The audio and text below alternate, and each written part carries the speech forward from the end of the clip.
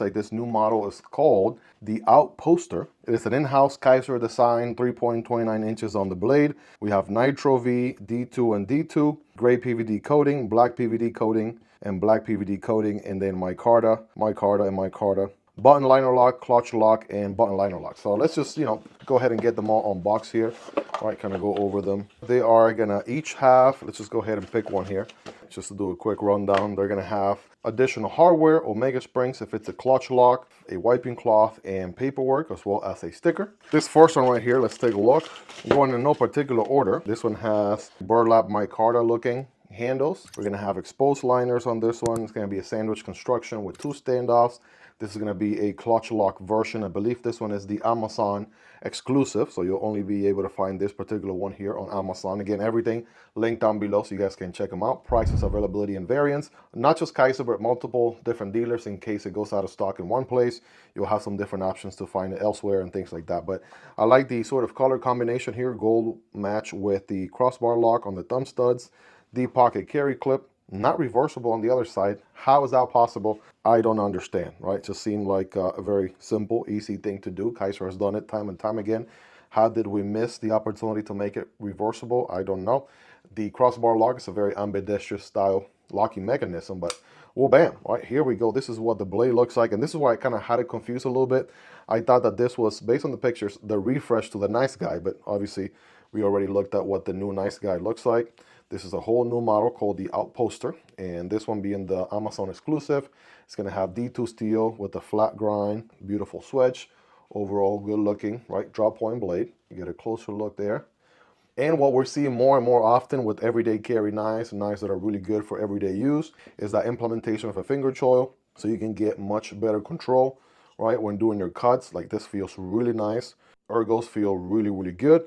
We have just the one jimping zone, right? That switch gets to a very thin spine here towards the front, but it's actually pretty decently thick there. But yeah, the forward choke is definitely a great position to be slicing or cutting with. Belly for tabletop cutting, getting to a very thin edge here. Good plunge grind situation about where my nail is, so no issues with sharpening, right? Checking out the action. Yeah, it's gonna be exactly what you expect from Kizer. Clutch lock, nice and smooth on ball bearings. All right, check that out.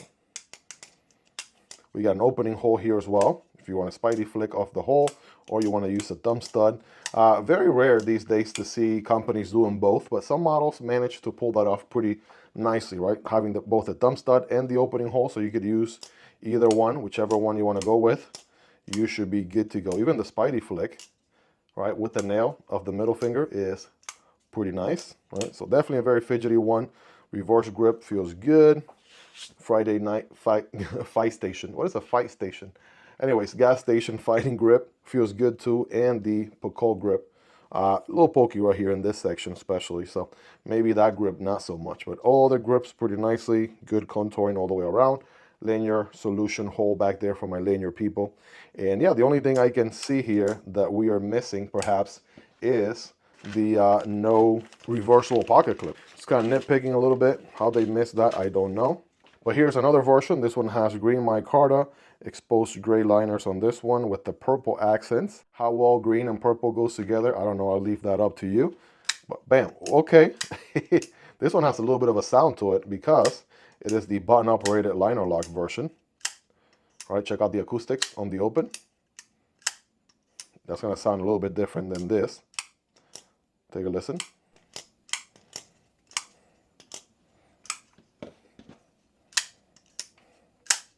There you go. So if you're into acoustics, right, let me know in the comments which one sounds better.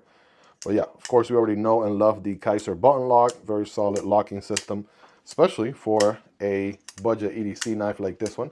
It used to be you could only get these on very much more expensive knives. The first one I ever had with the button liner lock was the Vosteed RS Chaos.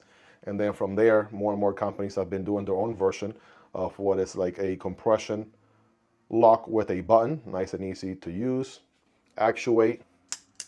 And same deal here, right? You can use it with your left hand, index finger on the button. You should be good to go. I mean, why isn't the pocket clip reversible? I'm just gonna, mention it one last time. That's my My only gripe with this design is, like, you already know, right? Kizer, after thousands upon thousands of designs, that's a no-brainer. Easy thing to do. D2 steel on this one as well, with a gray sort of finish on the blade. Actually looks pretty good. And then last but not least, we have this other variant. Check it out. This one is the blacked out model here. We'll give it a nice little wipe. Typically they do like black and purple, but this one is black and blue. Digging this quite a bit here. Like the accent on the button and the thumb stud. I do like this micarta a lot more than this one. Right, this couch looking, burlap looking micarta. Not the biggest fan, but this one right here with the black and gray, I can definitely get behind. It actually reminds me a little bit of this combo we recently looked at on the Kizer Wharning. This one was from a recent drop. What is it? Maybe a month or two ago. And this one has the similar micarta inlay, but with the blue accents instead. So it's nice to see them doing, right, some different colors other than purple. I do like the blue quite a bit, me personally. And again, big fan, huge fan of this kind of micarta, even though it's a little bit different now that I look at them from this angle. Definitely let me know your thoughts down below. But that is 3 different variants of the Outposter. You're looking at about 3.29 inches on the blade, an overall length of 7.62. So it's a little bit of a medium to large knife for sure. And 4.33 inches on the handle. All of them are going to be a flat grind, all have a beautiful drop point blade, and they all have a thumb stud combination with a thumb hole, like you can see here. Which one of these is your favorite? Let me know down below.